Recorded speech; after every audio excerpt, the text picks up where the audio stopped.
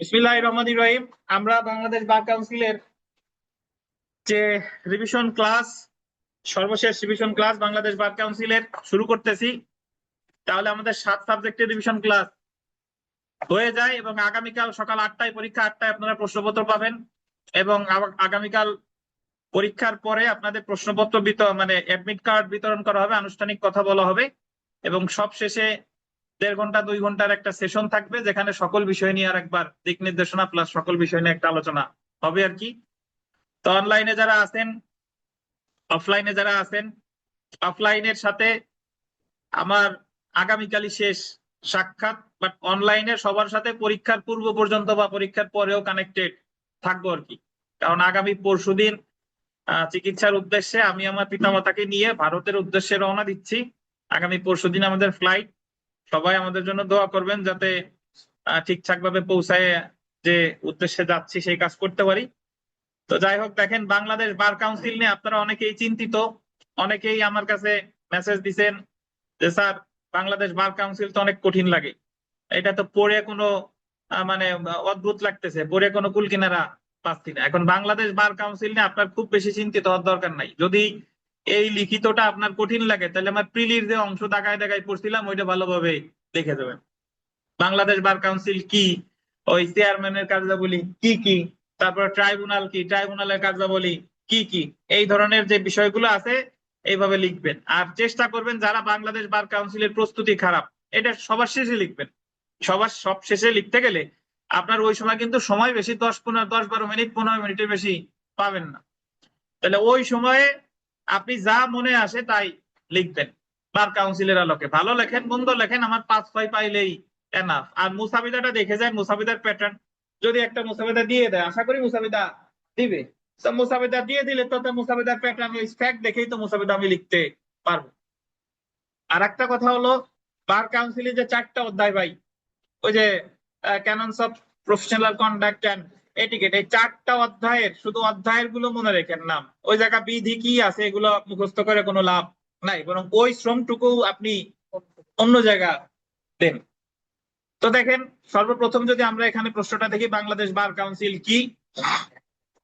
Bangladesh bar council একটা স্বায়ত্তশাসিত সংস্থা। এর কাজ হলো আইনজীবীদের পেশাগত আচরণ বিধি নিয়ন্ত্রণ করা, আইনজীবীদের পরীক্ষা নেওয়া, এগুলাই তো নাকি। নিয়ন্ত্রণ সংস্থা হিসেবে বার কাউন্সিলের প্রধান প্রধান বৈশিষ্ট্য সমূহ কি কি বলে দিবেন, এত ভালো পারা উচিত যে বার কাউন্সিল একটি স্বায়ত্তশাসিত প্রতিষ্ঠান। তারপরে বাংলাদেশ বার কাউন্সিল এই করে সেই করে বিস্তারিত দিয়ে দিবেন। বার কাউন্সিলের গঠন ও কার্যাবলী, গঠন ও কার্যাবলী, বার কাউন্সিলের সদস্য কয়জন? 15 জন, একজন এক্স অফিসিও, আর তো 14 জন থেকে নির্বাচিত। আর কার্যাবলী তো পারবেন, আইনজীবীদের পেশাগত আচরণ বিধি নিয়ন্ত্রণ করা, আইনজীবীদের পরীক্ষা নেওয়া। এই পরীক্ষা প্রিলি পরীক্ষা দিয়েই 3টে হয়। বলবেন যে এমসিকিউ আয়োজন করে, লিখিত আয়োজন করে, ভাইভা আয়োজন করে, মাঝে মধ্যে রিভিউর আয়োজন করে, তারপরে হাইকোর্ট দিয়ে 2টা হয়, আইন শিক্ষা উন্নয়নে কাজ করে, এগুলো আর কি। ঠিক আছে।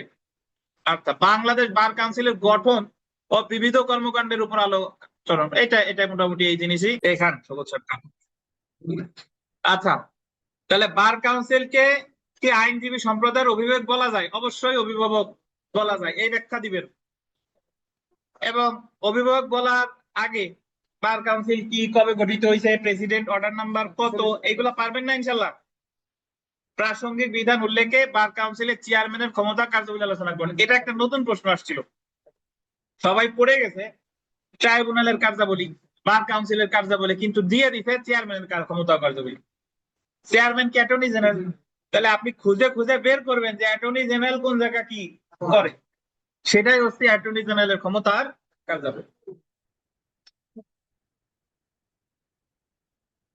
রিডিং পড়বেন, বারবার দেখে যান, যতটুকু মনে থাকলে থাকলো, না থাকলে নাই।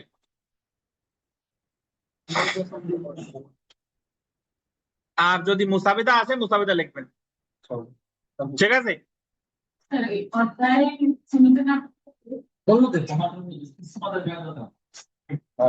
অধ্যায় যদি চিহ্নিত করতে না পারেন বার কাউন্সিল পরীক্ষায় ফেল করাই দিবে। সহজ কথা কই, সহজ ভাবে নেন না, আবার খুঁচান। অধ্যায় কি আমি আপনাদের পড়াইছি? অধ্যায় পড়াইছি, কখনো কি বলছি যে বিধি টিধি মনে রাখার দরকার? আছে। এখন আপনার প্রশ্ন যদি স্যার অধ্যায়ও শনাক্ত করতে পারি না, অধ্যায় শনাক্ত না করতে পারলে বলবেন যে এটা বার কাউন্সিলের সংশ্লিষ্ট ক্যাননস অফ প্রফেশনাল কন্ডাক্ট এন্ড এটিকেটে 4টা অধ্যায় আছে, এটা যে কোনো টেকনিক্যালি ঘুরাই পেঁচাইয়া দিয়ে দিবেন। মিথ্যা কথা বলেন না যে মনে। দেখেন, আইনজীবী হিসেবে তালিকাভুক্তির প্রক্রিয়ায় বাংলাদেশ বার কাউন্সিলের এনরোলমেন্ট কমিটির ভূমিকা আলোচনা করুন। এনরোলমেন্ট কমিটি আছে 11 খ। আপনার অনুচ্ছেদ মনে থাকলে থাকলো, না থাকলে নাই। এনরোলমেন্ট কমিটির গঠন তো মনে আছে কয়জন? 5 জন। আপিলেট ডিভিশনের 1 জন, আপিল হাইকোর্ট বিভাগের 2 জন, অ্যাটর্নি জেনারেল বার কাউন্সিল থেকে 1 জন, নাকি? আর এগুলোর আপিলেট ডিভিশনের 1 জন, এটা কে নির্ধারণ করবে? প্রধান বিচারপতি। এনরোলমেন্ট কমিটির গঠন ও কার্যাবলী, ওই এনরোলমেন্ট কমিটির গঠন ও কার্যাবলী তো আমি গঠন তো বললাম, কার্যাবলী কিন্তু খুব সহজ। কার্যাবলী ওই যে দিয়ে দিবেন, যে নিম্ন আদালত উচ্চ আদালতের আইনজীবীদের পরীক্ষার আয়োজন করা, তাদেরকে তালিকাভুক্ত করা। নিম্ন আদালতের পরীক্ষা নিম্নরূপ: এমসিকিউ আয়োজন করে, এমসিকিউ এই মার্কের, রিটেনের আয়োজন করে, রিটেন এই মার্কের, ভাইভা আয়োজন করে। এগুলাই দেখেন। হ্যাঁ, বাংলাদেশ বার কাউন্সিল এবং বার অ্যাসোসিয়েশনের মধ্যে পার্থক্য নির্ণয় করেন। বার কাউন্সিল আর বার অ্যাসোসিয়েশন পারা উচিত। বার কাউন্সিল হলো একটা সংবিধিবদ্ধ প্রতিষ্ঠান। বার কাউন্সিলে অনুমোদন গঠন করতে প্রেসিডেন্ট বা সরকার, নিয়ন্ত্রণ করে সরকার। আর বার অ্যাসোসিয়েশনের অনুমোদন দেয় কে? Bar council. সারা বাংলাদেশে অসংখ্য বার অ্যাসোসিয়েশন আছে, কিন্তু বার কাউন্সিল কয়টা? একটা, নাকি? আর বার অ্যাসোসিয়েশনের প্রকারভেদ 2 প্রকার। একটা হলো স্থানীয় বার অ্যাসোসিয়েশন, সুপ্রিম কোর্ট। আর বার কাউন্সিলে কোনো প্রকারভেদ নাই। সো এরকম অনেক বিষয় আছে। বার কাউন্সিলের সদস্য 15 জন, আর বার অ্যাসোসিয়েশনের সদস্য বিভিন্ন জায়গায় বিভিন্ন রকম, নাকি? বার কাউন্সিল 10 তলা, আর বার অ্যাসোসিয়েশন বিভিন্ন জায়গায় বিভিন্ন তলা, তাই তো?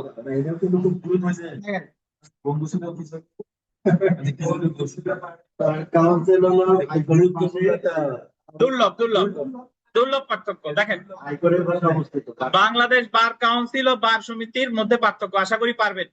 আইনজীবী হওয়ার জন্য একজন ব্যক্তির কোন শর্তাদি পূরণ করা আবশ্যক? 27 অনুচ্ছেদ। 21 বছর হইতে হবে, ল এর ডিগ্রি থাকতে হবে, তারপরে অন্যান্য যা যা আছে। যদি মুক্তার হয় তাহলে কাজ করতে হবে কত? 7 বছর। বাংলাদেশের নাগরিক হতে হবে, অথবা ইংল্যান্ডের।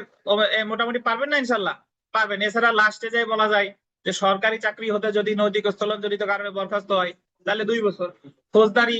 ফৌজদারি অপরাধে যদি দণ্ডিত হয় তাহলে কয় বছর? 5 বছর। পারবেন ইনশাল্লাহ। আর হাইকোর্ট ডিভিশনের যেটা, সেটা আছে কত? 21 অনুচ্ছেদ। 21। নিম্ন আদালতে প্র্যাকটিস করতে হবে অ্যাটলিস্ট কত? 2 বছর। আর যদি হায়ার এলএলএম এ হায়ার সেকেন্ড ক্লাস থাকে তাহলে কতদিন? 1 বছর। এই তো। তো এখানে 2 এর হতে যে প্রশ্নটা আছে, আপনার এই ধরনের প্রশ্ন আসতে পারে। আশা করি পারবেন। যদি এসে যায় সরকারি চাকরি না বেসরকারি চাকরি, এটা ভালোভাবে দেখেন। যখন আপনি শুনেন, যখন আপনি নিশ্চিত হতে পারতেছেন না যে এটা কি, আমি কি তার পরীক্ষা দেওয়ার পরামর্শ দিব নাকি দিব না, বা এটা কি নিন্দনীয় হত্যা নাকি খুন, আপনি নিশ্চিত হইতে পারতেছেন না, তখন 2 সাইডই ব্যাখ্যা করে দিয়ে আসবেন। যে যদি এই হয় তাহলে এই, আর যদি এই না হয় তাহলে এই। ঠিক আছে?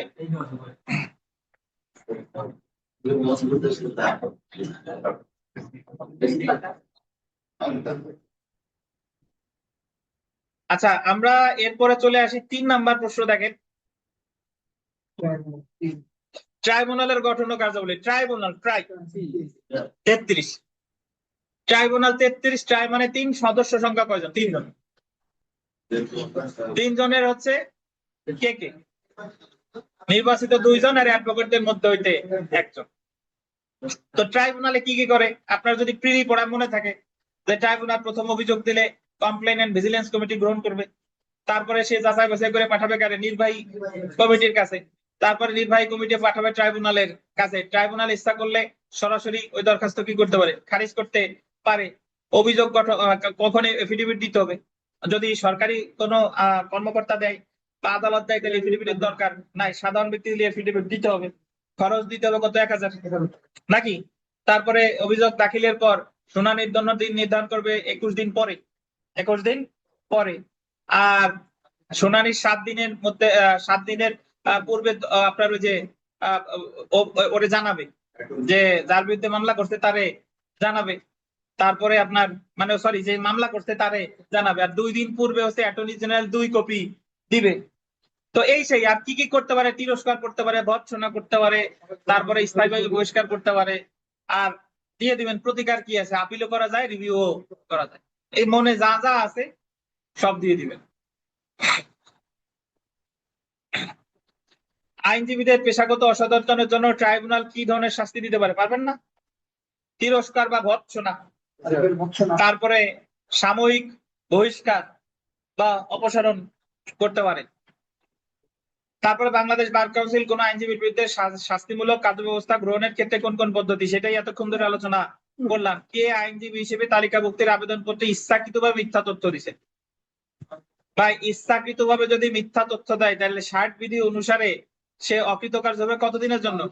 5 বছর। 60 বিধি অনুসারে, বিধি যদি মনে না থাকে নাই, বলবেন যে সংশ্লিষ্ট bar council order and rules অনুসারে বা বার কাউন্সিল আইনের সংশ্লিষ্ট বিধান অনুসারে অযোগ্য হবে এতদিন।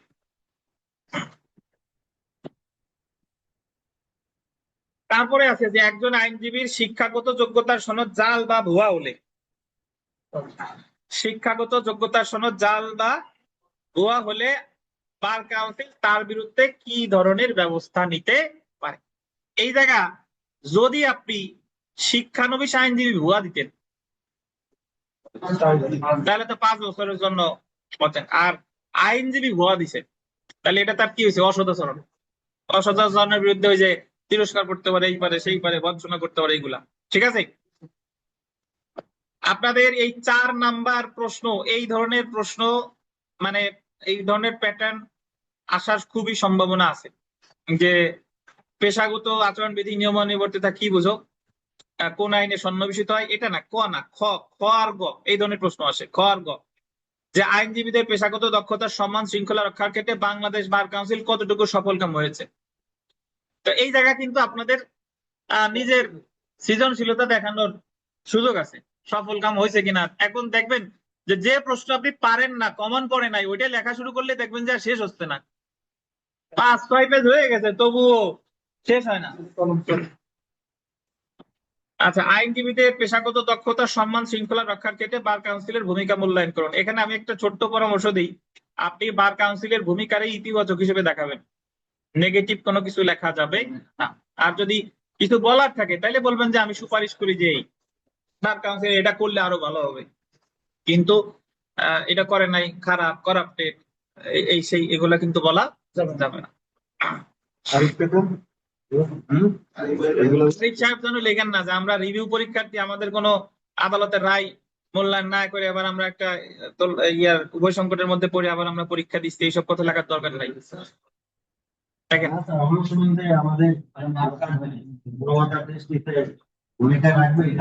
জি, আইনজীবীদের পেশাগত দক্ষতা সম্মান শৃঙ্খলা রক্ষার ক্ষেত্রে বাংলাদেশ বার কাউন্সিলের আইন বিধি ও নীতিমালা সংস্কারের প্রয়োজনীয়তার নিরিখে সুপারিশমালা প্রণয়ন করেন। একই ধরনের রিডিং পড়বেন আপনি বারবার, এই জায়গায় আপনার রিডিং করে যাবেন, যতটুকু মনে থাকে দিবেন, না থাকলে নাই।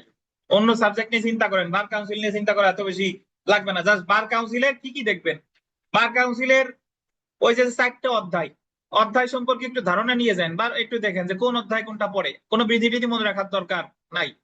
মুসাবিদা কার বরাবর লিখতে হয়, কেমনে তফসিল দিতে হয়, এটা একটু দেখে যাবেন, এই হলো দায়িত্ব। আর ট্রাইব্যুনালের গঠন কি, ট্রাইব্যুনালের কার্যাবলী কি, তারপরে যে আপনার এনরোলমেন্ট কমিটির গঠন কি, এনরোলমেন্ট কমিটির কার্যাবলী, এগুলো। আর বার কাউন্সিল রিলেটেড কোনো প্রশ্ন আসলে বার কাউন্সিল রিলেটেড যা যা জানেন সব ওই জায়গা দিবেন, কোনো সমস্যা নাই। সো বার কাউন্সিল নিয়ে কোনো টেনশন করেন না, টেনশন করবেন অন্য সাবজেক্ট নিয়ে। 5 নম্বরে চলে আসেন। 5 নম্বর প্রশ্ন 10 নাম্বার পেজে আছে।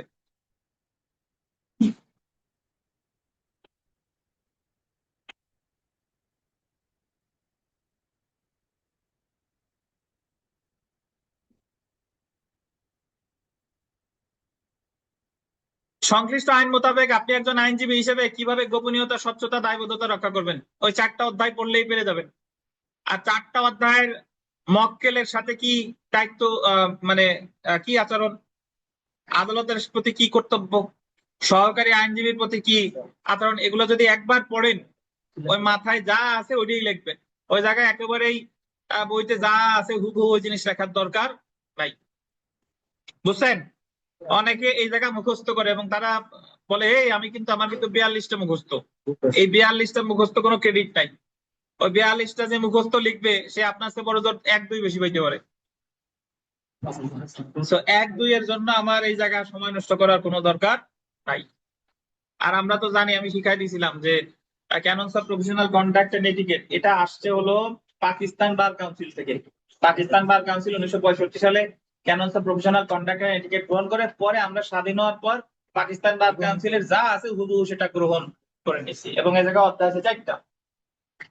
প্রথম হলো আইনজীবীদের সাথে আইনজীবী, দ্বিতীয় হলো মক্কেলের সাথে আইনজীবী, তৃতীয় হলো আদালতের প্রতি দায়িত্ব কর্তব্য, চতুর্থ হলো জনগণের সাথে। মোট বিধি কয়টা? 42। এর মধ্যে সবচেয়ে বেশি কার সাথে? মক্কেলের সাথে, 14টা। তারপরে আইনজীবীর সাথে কয়টা? 11টা। তারপরে আদালতের সাথে কয়টা? 9টা। আর জনগণের সাথে 8টা। এই 8টা, এই কথাগুলো লিখা তারপর মন যা যা আছে একটা অধ্যায়ের কথা আর এক অধ্যায় ঢুকে গেলেও সমস্যা নাই।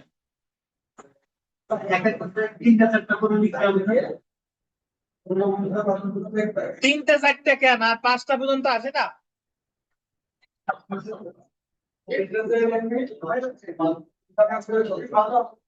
আপনি এক অধ্যায়ের যে 3টে আছে আর এক অধ্যায় 3টে লিখবেন না, তাহলে ওই জায়গাতে 2টা এই জায়গা ধার নিয়ে, আবার ওই জায়গার যে 3টে আবার এই জায়গাতে 2টা ওই জায়গা ধার নিয়ে, যদি একেবারেই আপনার কম পড়ে মিলাই জুলাই 5টা করে লিখে দিয়ে। বুঝছেন? 3টে লিখলে ভালো দেখা যায় না, চেষ্টা করবেন আরো কিছু লেখার ইত্যাদি।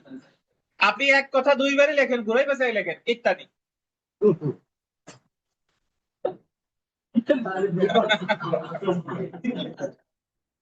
আচ্ছা, তো আপনি যদি যদি কেউ বাংলাদেশ বার কাউন্সিলের প্রশ্ন একেবারে প্রথম লেখেন, তাহলে আপনার হাবিজাবি লেখা যাবে না, তখন ভালোভাবে লিখতে হবে। আর যদি আপনি বাংলাদেশ বার কাউন্সিলের প্রশ্ন একেবারে শেষে লেখেন, তাহলে আপনি এদিক সেদিক করা যাবে। কারণ আপনি চেষ্টা করবেন প্রথম যে প্রশ্নগুলো লিখবেন ওই প্রশ্নগুলো যেন ভালো হয়, পরে যত শেষের দিকে যায় একটু এদিক সেদিক হোক। মানে আমি আপনাদের বোঝাইতে চাইছি এবং বারবার বলে আসছি, যে প্রশ্নটা সবচেয়ে ভালো করেন সেটা সবার আগে, তারপরে পরে পরে পরে পরে এইভাবে। কিন্তু বার কাউন্সিল ধরেন 1-এর ক 1-এর খ 3-এর আপনি এই জায়গায় ভালো পারেন না, এখন আপনার একজন শিখাইছে সিরিয়ালি লিখতে হবে, আপনি ওই জায়গায় লেখা শুরু করছেন, ওই জিনিসটা আপনি ভালো পারেন না।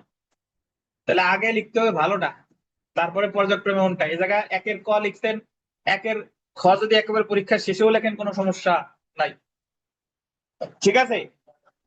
দাগ নাম্বারটা ঠিক রাখতে হবে, এই হলো কথা।